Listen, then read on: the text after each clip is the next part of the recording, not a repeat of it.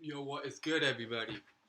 Today we're reacting to Alec Baldwin Connection Conspiracy by Patrick Cece. Like and subscribe. Let's get into it. An accidental shooting, A-list Hollywood star Alec Baldwin became the lead suspect in a real shooting. On October 21st, 2021, Alec grabbed a Colt 45 revolver that he thought was empty and fired it directly into a cinematographer's chest, killing her, and also wounding the director. All of the legal trials regarding this case are now over, but justice has not been served. 3 years later, the single most important question of the entire case has still not been answered, and potentially covered up as part of a conspiracy. This case is messy, chaotic, and has everyone pointing fingers at each other to take the blame, but the sad truth is, The only movie I know with him in it is Cat in the Hat. That is the only movie I know with him in it. it was easily preventable, and the production's countless mistakes led to the tragic demise of a great innocent woman. In May of 2020, it was announced that actor Alec Baldwin would produce and star in Rust, a western he created with writer and director Joel Souza. Rust is based in 1880s Kansas, where Harlan Rust, played by Alec Baldwin, comes out of hiding to rescue his 13-year-old nephew after he is sentenced to hang for an accidental killing. The film, described as a passion project for Baldwin, would be produced on a $6 to $7 million budget, which is considered a low-budget film in Hollywood. In October of 2021, the New Mexico Film Office announced that Rust was in production in Santa Fe, New Mexico. The production involved approximately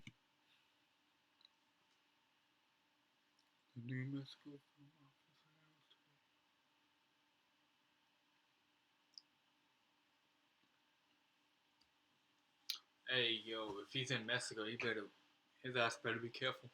150 crew members, half of them local, 22 principal, and 230 background actors from New Mexico. Because the film would use weaponry, production required an armorer to ensure the safe and realistic handling of weapons on set. An armorer is a trained professional who is responsible for managing all firearms and weapons used during filming, ensuring they are handled safely and correctly. This role is crucial because, as they found out, even prop weapons or those loaded with blanks can pose significant risks if not properly managed. This role was given to Hannah Gutierrez Reed, who was Who is she? Never seen her in any movies.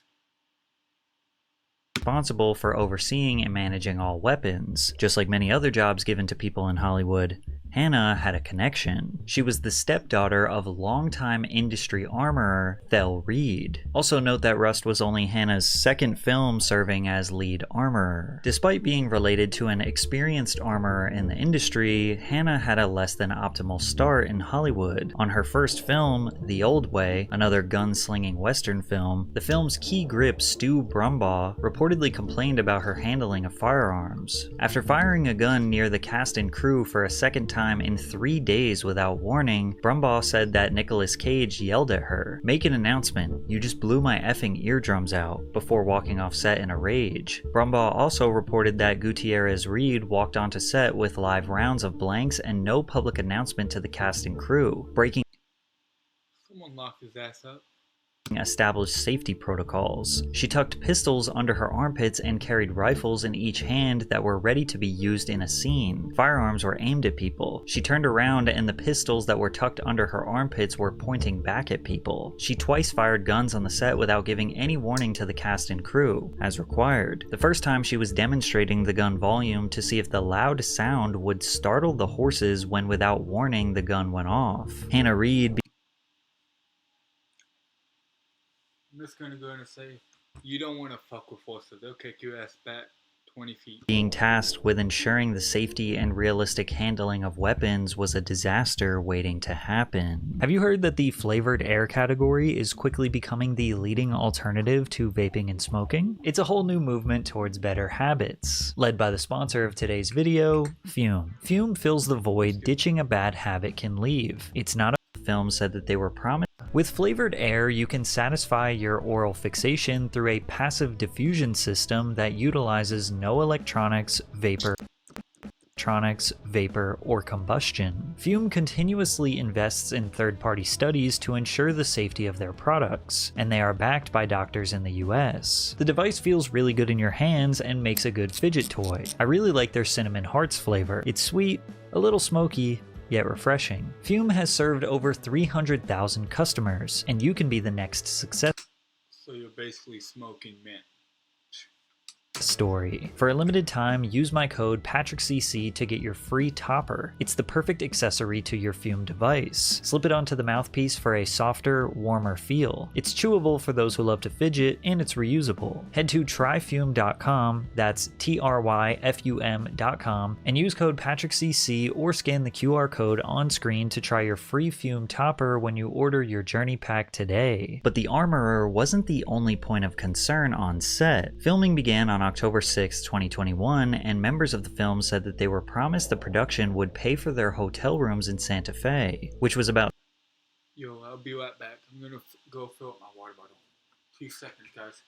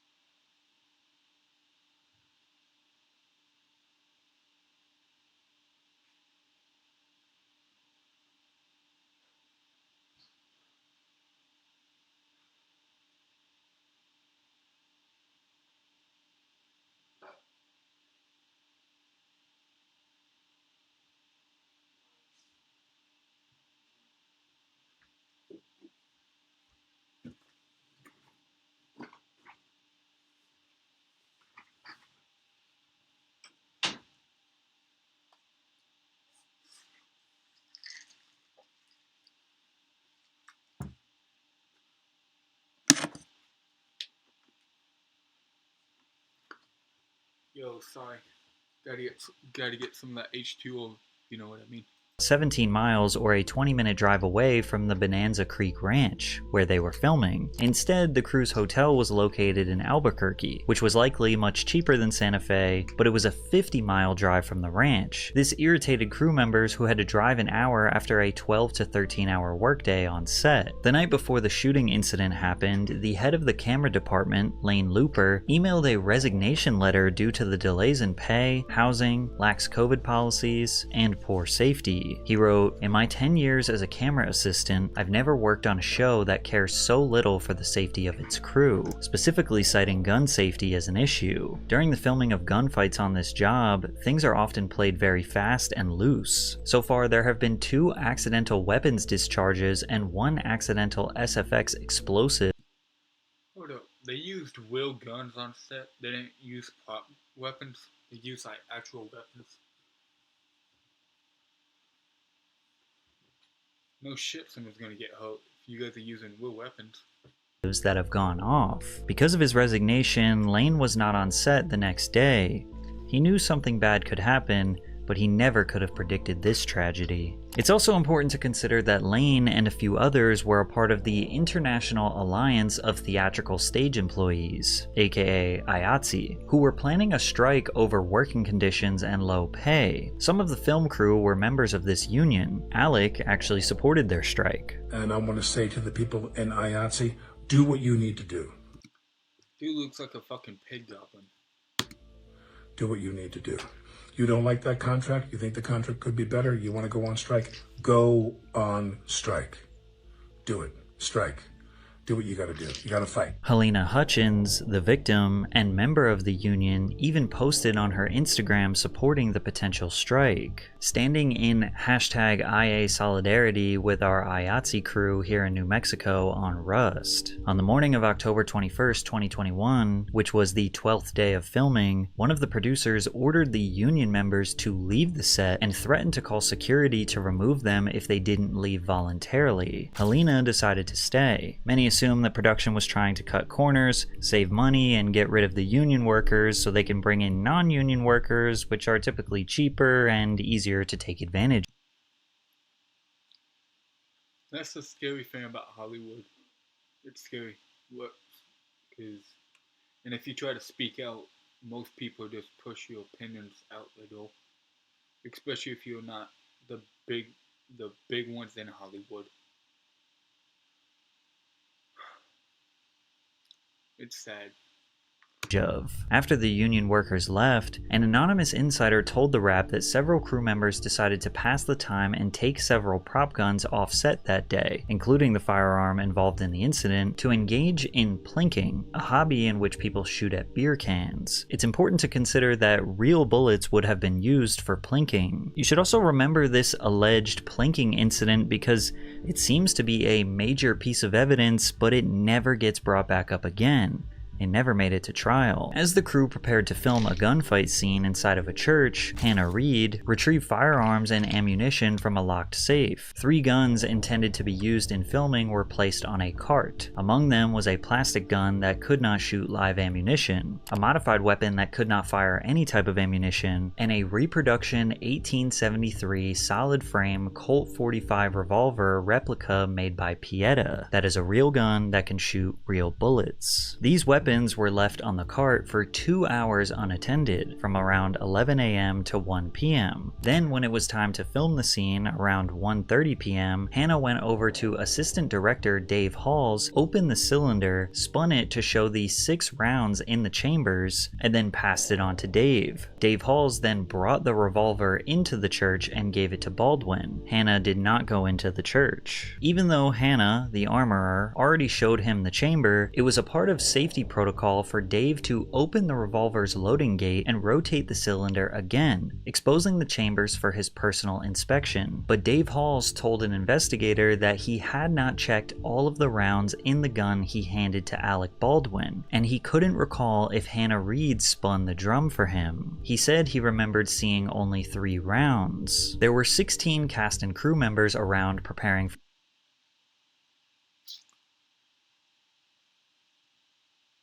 I don't even know what to say. for this scene. B camera operator Reed Russell was situated on a camera dolly, looking at a camera monitor with cinematographer Helena Hutchins and director Joel Souza. The trio standing behind the monitor were 2 feet from the muzzle of the firearm, and none of them were wearing protective gear such as noise-canceling headphones or safety goggles. As the trio behind the monitor began repositioning the camera to remove a shadow, Baldwin started outlining his strategy for drawing the firearm to the crew. He said, "So I guess I'm gonna take this out, pull it, and go bang." Baldwin pulled the gun from his holster and rehearsed the motion he was going to do in the scene. On his second rehearsal, he grabbed the weapon and pulled it from his holster and the gun fired. But the projectile that came out was an actual live bullet, not... What in the fuck? So...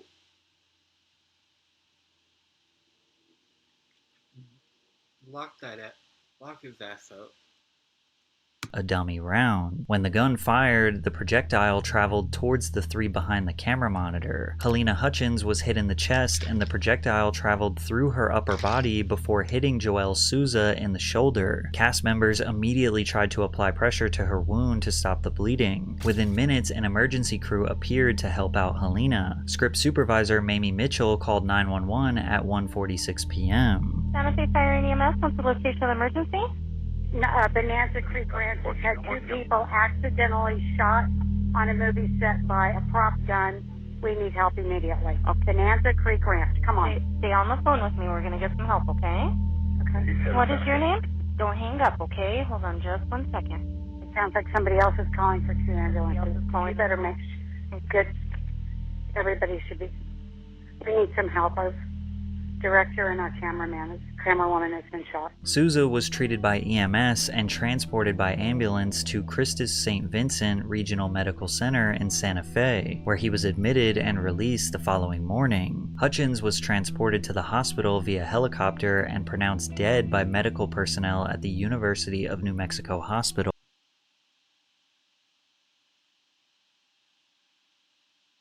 That's so sad.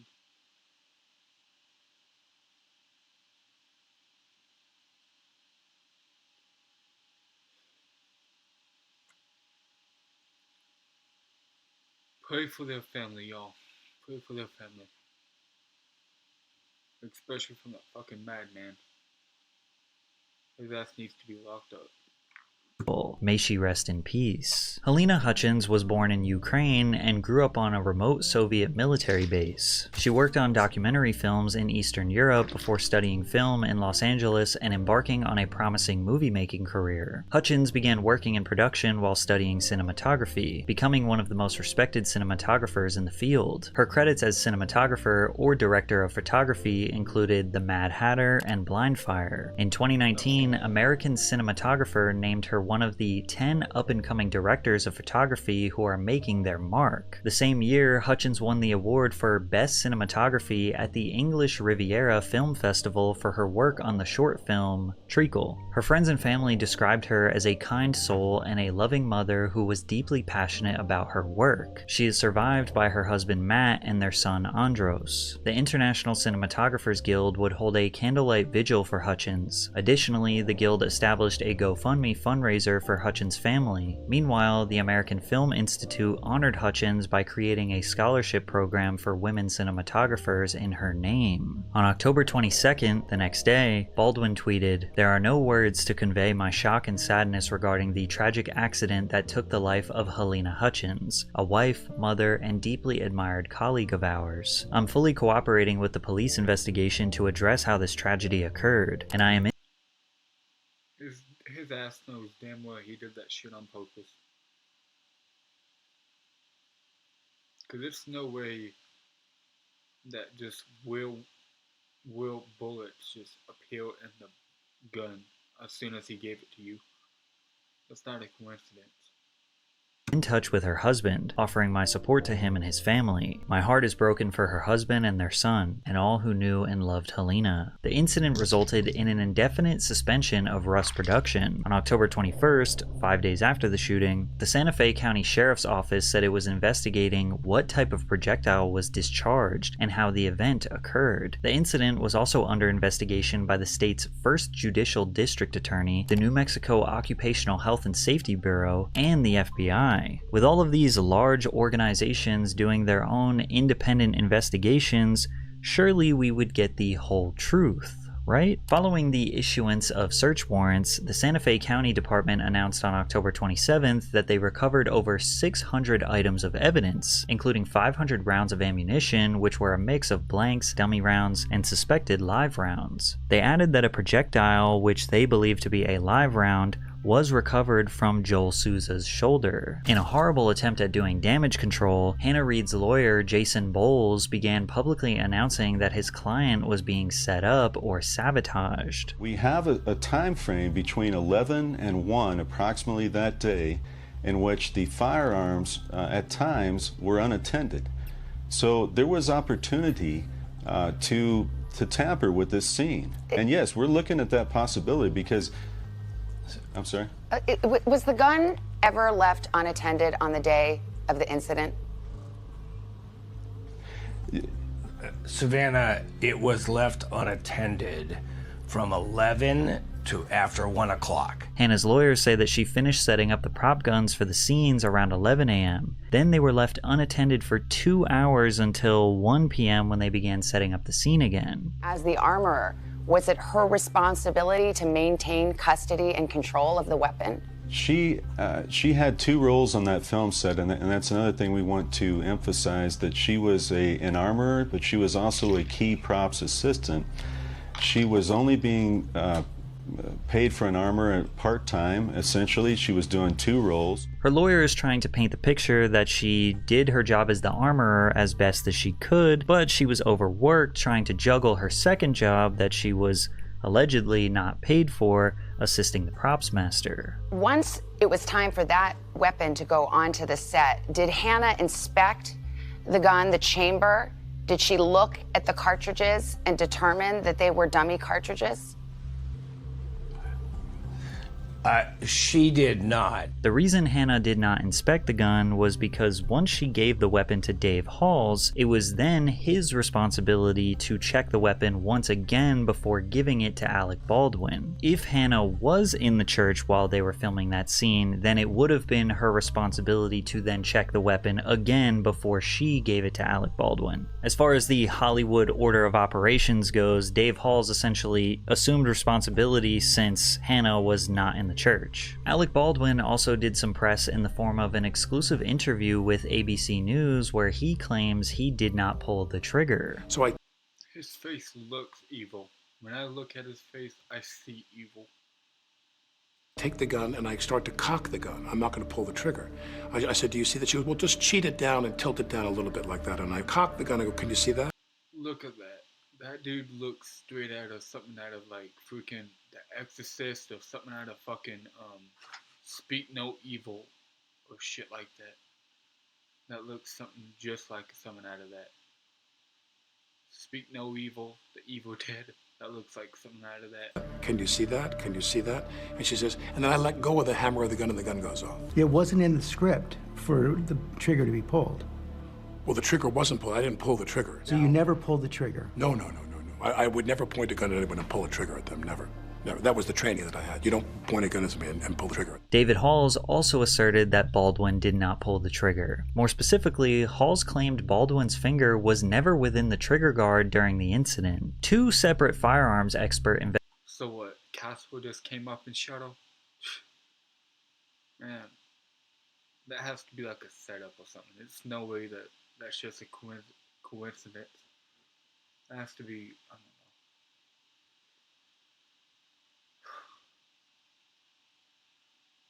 He looks like something out of Resident Evil or fucking something out of Speak No Evil or shit like that. investigations, one by the FBI, both determined the Pieta 45 Long Colt single-action Army revolver could not have been fired without a trigger pull from a quarter-cocked, half-cocked, or fully cocked hammer position. The revolver's internal components were also found to be intact and operational, ruling out mechanical failure as a potential cause for an accidental discharge. So basically what people got from that was that Baldwin lied. He did pull the trigger. And still to this day, he remains firm in his stance that he never pulled the trigger. Drink water, by the way. Additionally, Baldwin claimed that he thought the gun was empty, after hearing David Halls yell the term, cold gun. In Hollywood, the term cold gun refers to a firearm that is being used on a film or television set, which is confirmed to be unloaded and free of any live ammunition or blanks. When an actor hears cold gun on set, it indicates that the weapon is safe to handle and will not fire anything, ensuring the safety of everyone involved in the production. The gun was supposed to be empty. I was told I was handed an empty gun. If there were cosmetic rounds, nothing with a charge at all, a flash round, nothing. 3 months later, the State of New Mexico Environment Department Occupational Health and Safety Bureau finished their investigation into the dozen safety protocols that were entirely ignored by the production. And they did it almost definitely because they were trying to save money, as this was a low-budget film. The employer, Rust Movie Productions LLC, demonstrated plain indifference to the hazards associated with firearms by routinely failing to practice their own safety protocols, failing to enforce adherence to safety protocols, and failing to ensure that the handling of deadly weapons was afforded the time and effort needed to keep the cast and crew safe. Additionally, the employer disregarded or otherwise did not follow up, ask questions, or try to understand what happened when employees notified management about the misfire incidents and not feeling safe on set. The safety coordinator was present on set and took no direct action to address safety concerns. Management was provided multiple opportunities to take. She wasn't doing her job. That's how shit always goes to shit. Because the locals ain't doing their job correctly.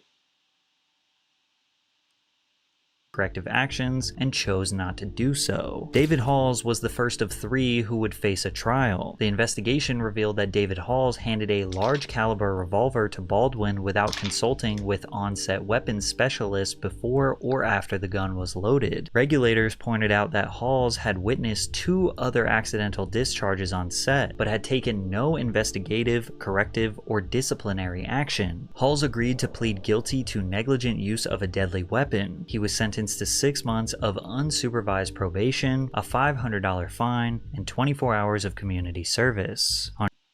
Sorry, I'm keep on pausing, but wait. So they arrested his ass, but they didn't arrest Alec Baldwin's ass for shooting the rounds? I mean,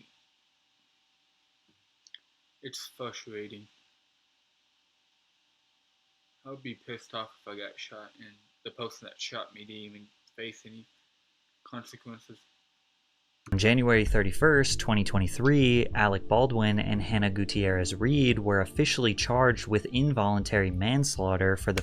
Okay, never mind. I'm glad that they got charged, because I was gonna say if they arrested him but not him.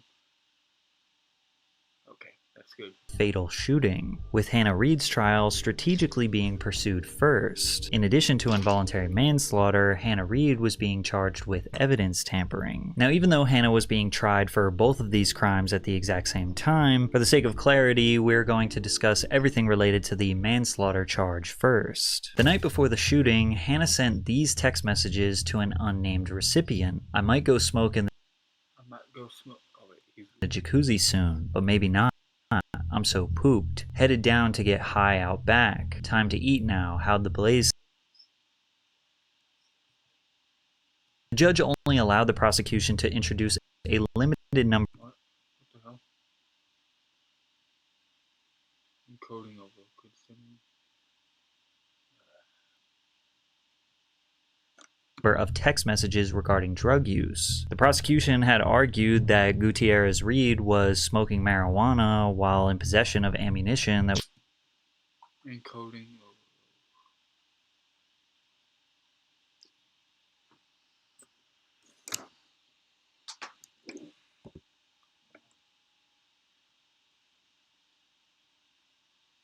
was being used on set. And really quickly jumping to after the shooting incident, Rebecca Smith, the craft services manager, alleged that Hannah invited her up to her hotel room, and when she was leaving, Hannah allegedly gave Rebecca a Ziploc baggie with a little green baggie inside of it that had a little white powder in it. What color was the powder?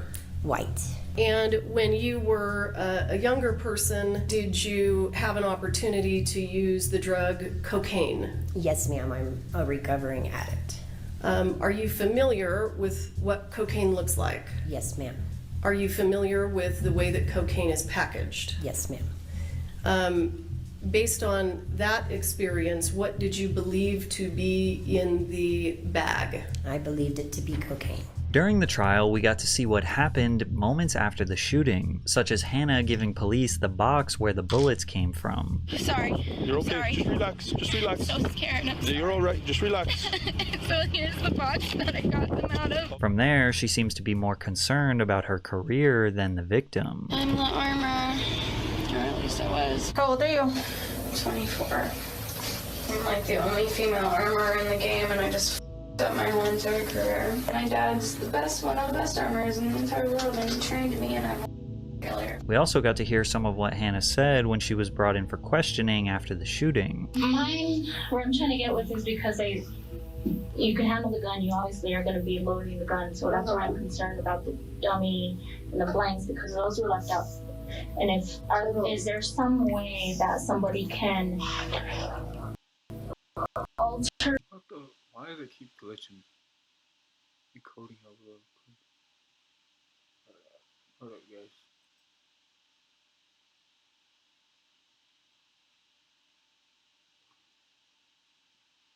Video is glitching a little bit. Let me try to fix it.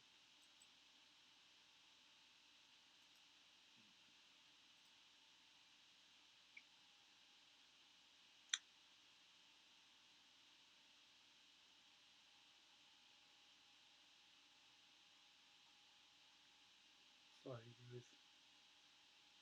I'm trying to figure out this stuff. For them to make them still look like they're dummy rounds. Well, so that's the thing, is that like bullets, like real bullets. Sorry, I'm trying to figure out how to fix the glitching part. It keeps glitching, and I'm trying to fix that.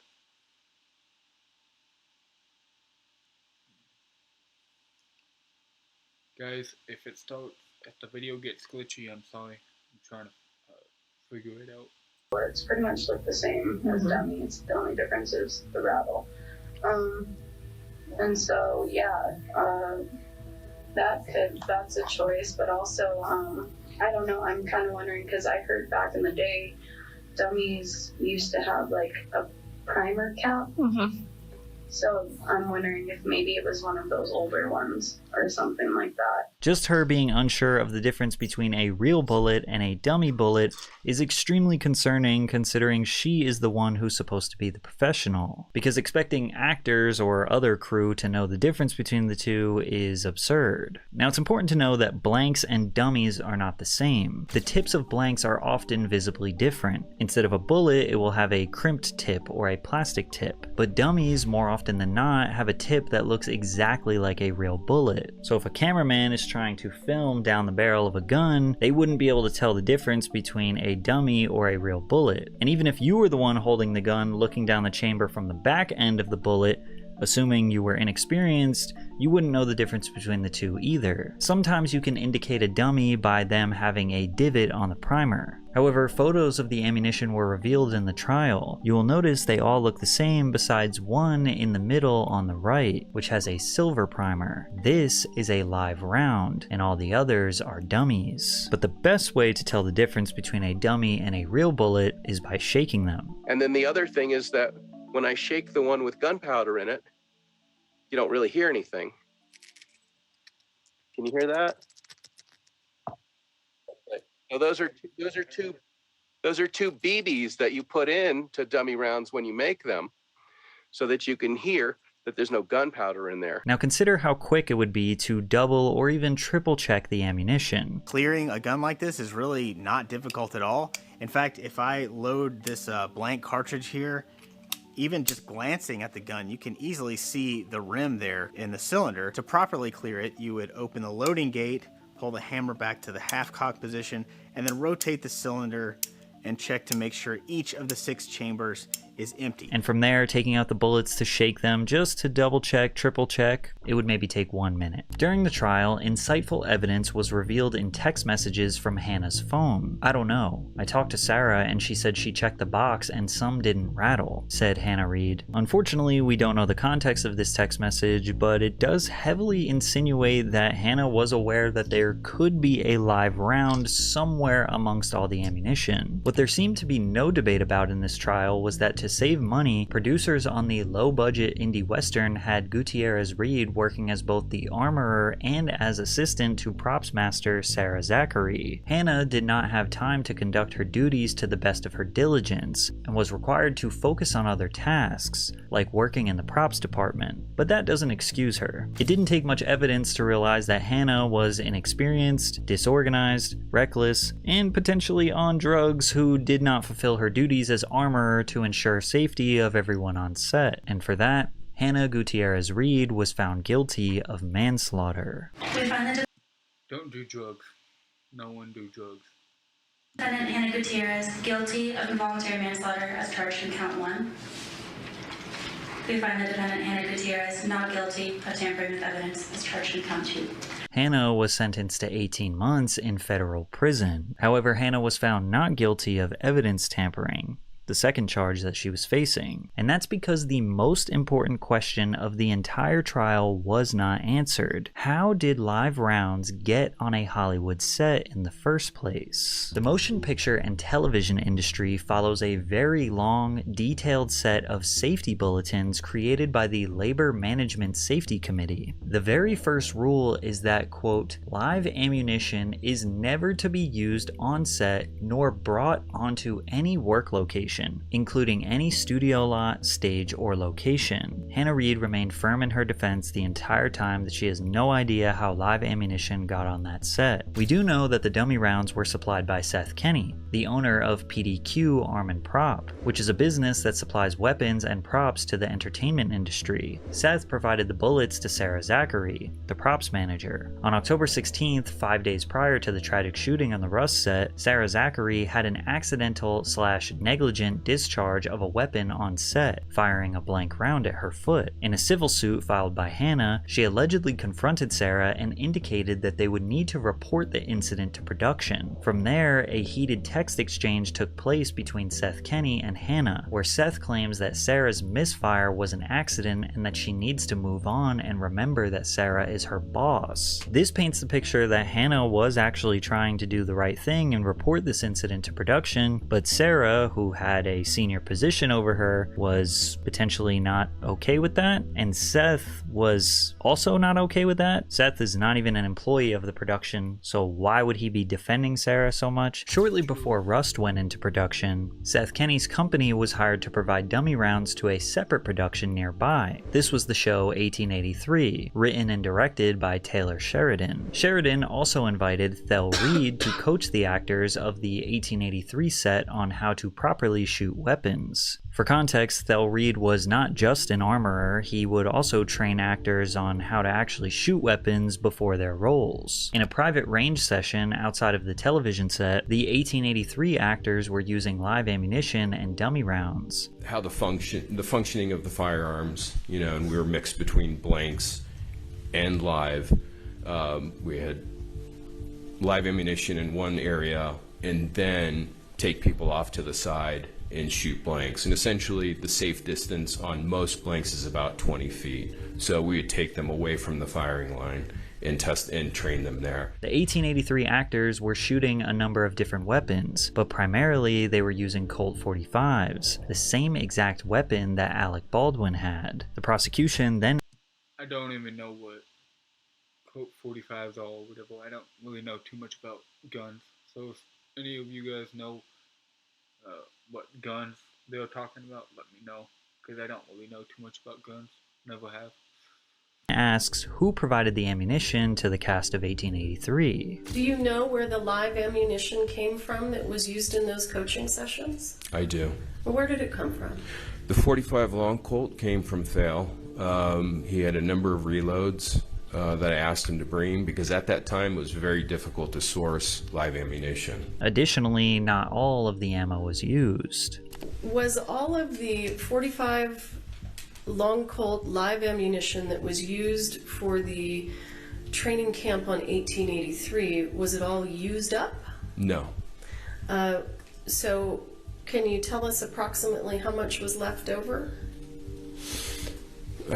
It was, if memory serves me correct, it was about 125 rounds, roughly. And what happened to that ammunition after you finished training the actors on 1883?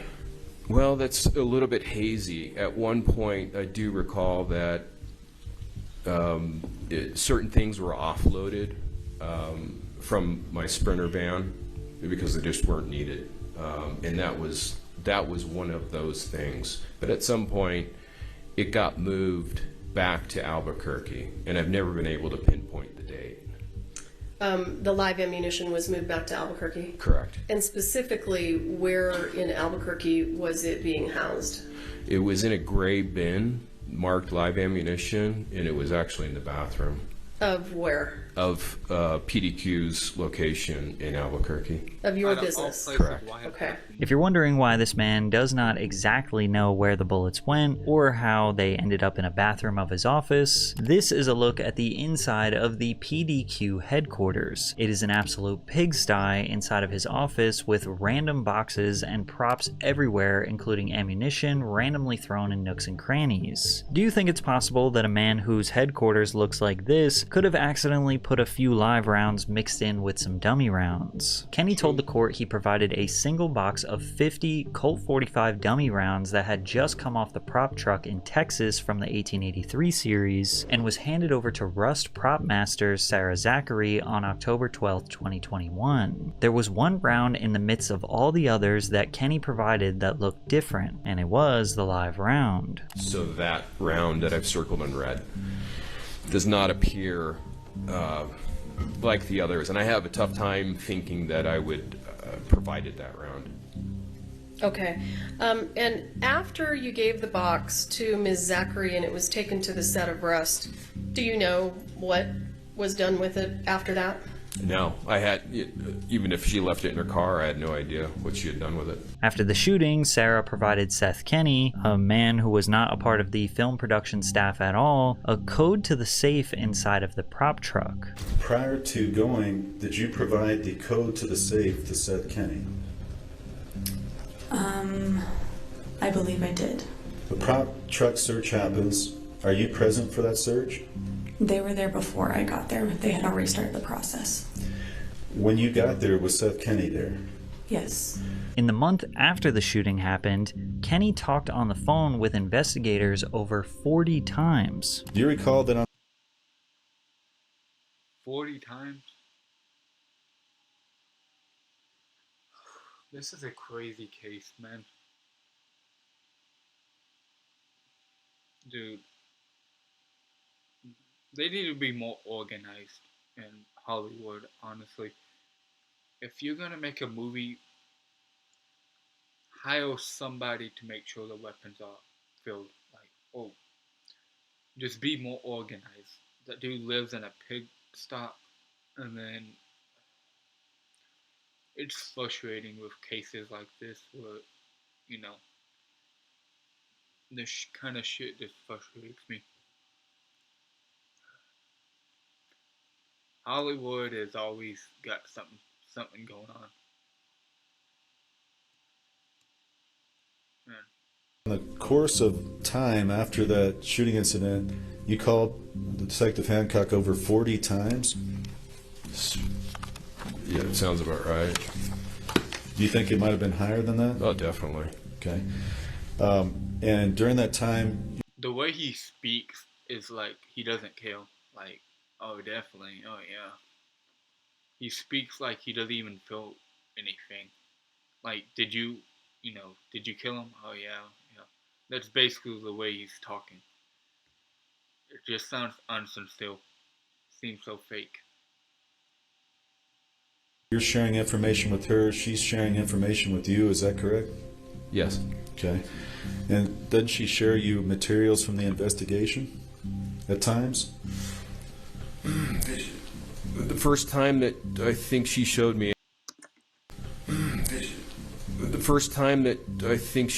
anything was when they were executing the search warrant on the prop truck. She was showing me, I think they were black and white, grainy photos.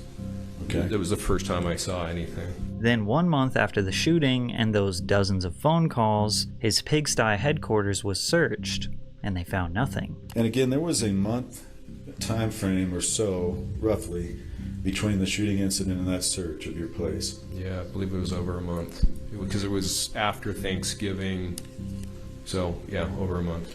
Did you have any inkling or thought that they were going to come search? No, not at all. Even though you had been in contact with the detective and other people before that? You knew they were investigating? I knew they were investigating. I had no reason to believe that they would be executing a search warrant on my business. Now, did you provide your DNA to Detective Hancock? No, I did offer it, though. You offered it? Yes. And they did not take you up on that? That's correct.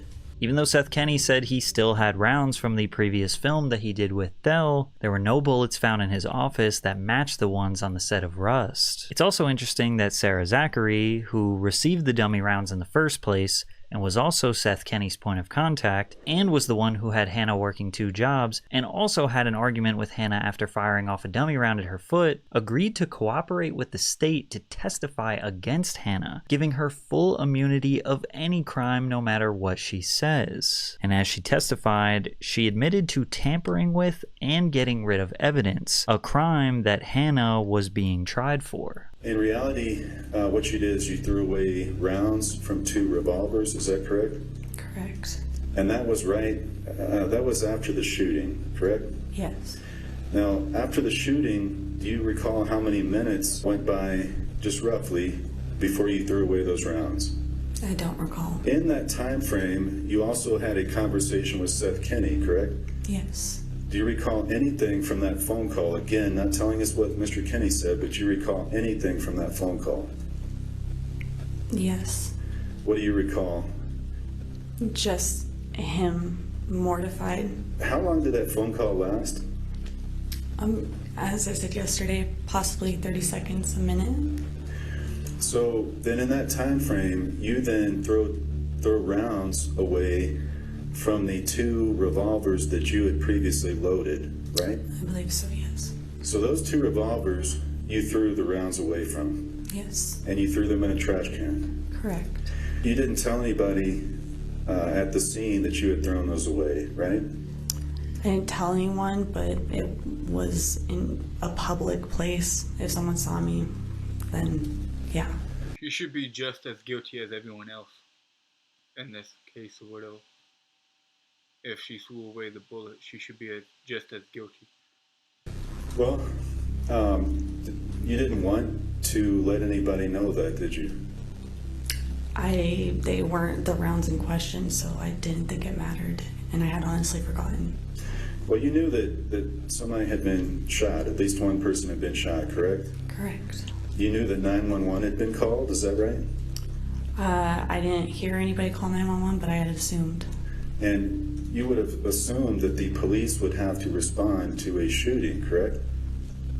Sure. And so as part of that, wouldn't you think that the police would want to see everything on set? Yes. So when you throw away rounds that they may have wanted to see, don't you understand that to be an issue? No, because again, it wasn't evidence. The rounds in question. But that isn't your determination, right, to determine what's in question. That is the law enforcement's determination, correct? Okay. Well, would you agree with me on that? Sure. In addition to this admission, she communicated closely with Alec Baldwin after the incident. So after the shooting, you and Mr. Baldwin, do you talk on the phone also? Yes. And you also text? A couple times. Do you recall making the statement on October 31st, 2021 that Alec called me and I'm trying to make sure I keep my facts straight?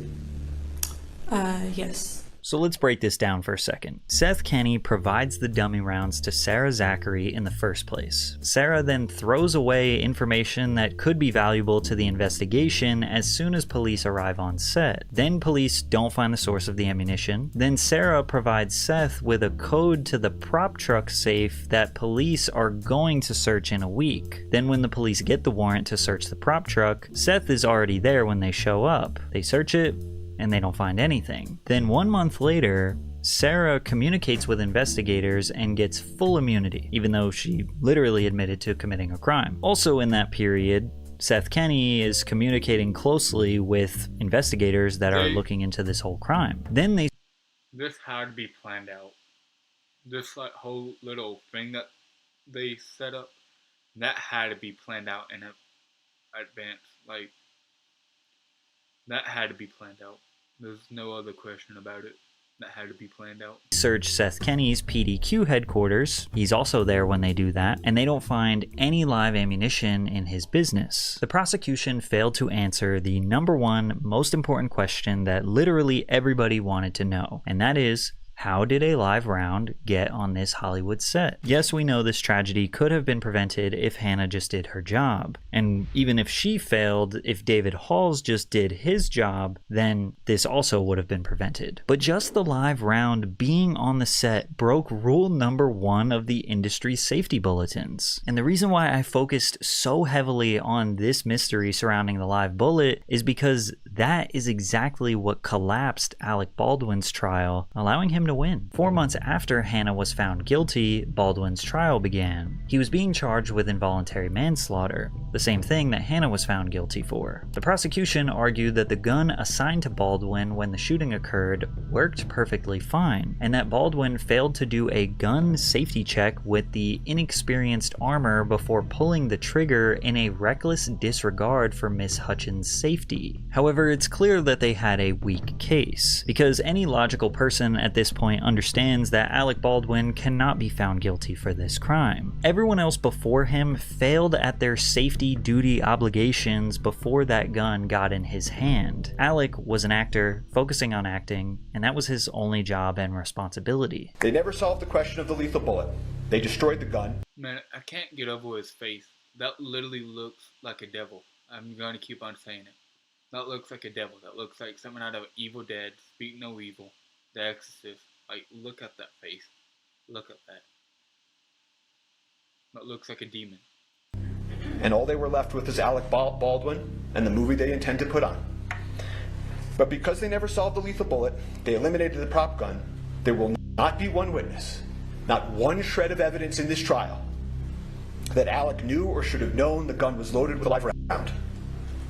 So they can't prove their high-profile homicide kit. Baldwin's lawyer predicted the state's behavior to a T. However, he didn't realize how low they would actually stoop. You see, as the state was failing to prove that Alec Baldwin is somehow liable for this woman's death, a miracle happened. A good Samaritan turned ammunition over to the sheriff's department that matched the bullets that killed Helena Hutchins. The good Samaritan who magically found these matching bullets was a former Arizona police officer, Troy Teskey, who is a longtime friend of Hannah Reed's father, and also someone who had allegedly been on 20 phone calls with Seth Kenny after the shooting. And it turns out the prosecution was in possession of this evidence for months, but they never submitted it. The court was entirely confused and shocked, so prosecutor Carrie Morrissey called herself to the stand to explain what happened, which was extremely unusual. Because these are photographs from Hannah Gutierrez's cell phone extraction, and they show spot-on match for the live rounds found on the set of Rust. This is clearly the reason that Mr. Bowles said, "You and your ammunition better get out of here," because it would not have hurt the case, the state's case against Hannah Gutierrez. It would have been the best evidence I could have hoped for. If you didn't know, you're not allowed to just find evidence or bring up evidence and use it in the middle of a trial. All the evidence against the defendant has to be submitted on an agreed date so that the defense has time to look it over and prepare to defend themselves. And this is the best evidence against Hannah Gutierrez. Yeah, you've said that a couple of times. Any favorable evidence you understand as a prosecutor has to be turned over to the defense, correct? I do. Any evidence that could be used as a defense to potentially be favorable has to be turned over to the defense. Absolutely. So the third Hague report that never got turned over to the defense, you understand that that's Brady evidence? I did, yes. Okay. And you also failed to turn that over in this case as well, correct? And let me give you a full answer to your question. And if you're wondering what this information has anything to do with Alec Baldwin's trial, you would be feeling the same things as everyone else in this courtroom. The prosecution was preaching to the court about evidence that does not implicate Alec Baldwin in any way, shape, or form. If anything, it implicates Seth Kenny the most, but he isn't the one on trial. The truth of this matter is, you don't like Mr. Baldwin very much, do you? You know, that is absolutely untrue. I actually really appreciate Mr. Baldwin's movies. I really appreciated the acting that he did on Saturday Night Live, and I really appreciate his politics. You told one of the witnesses who disagreed with you during an interview that you thought Mr. Baldwin was a cocksucker. I do not recall saying that. I know that that was something that Mr. Baldwin would say on the set of Rust. I don't recall saying that. Do you deny that under oath? Without having more information, I can tell you that I do not recall ever saying that. And if I did say it, I invite you to point it out to me. You called him an arrogant prick to another witness. To who? To what witness? I'm asking you, did you call him an arrogant prick during a witness interview? I don't believe I did. I don't recall. You deny that? Without knowing what you're talking about? All I can tell you is that I can't respond if I don't know what you're talking about. And you said also to witnesses that you would teach him a lesson? I never said to witnesses that I would teach him a lesson. Absolutely not. The judge condemned the prosecution for their sloppy and potentially corrupt investigation. Judge Sommer called out Morrissey directly, saying that she was, quote, aware of the new evidence and yet did not make an effort to disclose it to the defense. The state's willful withholding of this information was intentional and deliberate. If this conduct does not rise to the level of bad faith, it certainly comes so near to bad faith as to show signs of scorching. And Alec Baldwin's lawyer motioned to dismiss the case. Dismissal with prejudice is warranted to ensure the integrity of the judicial system and the efficient administration of justice. Your motion to dismiss with prejudice is granted.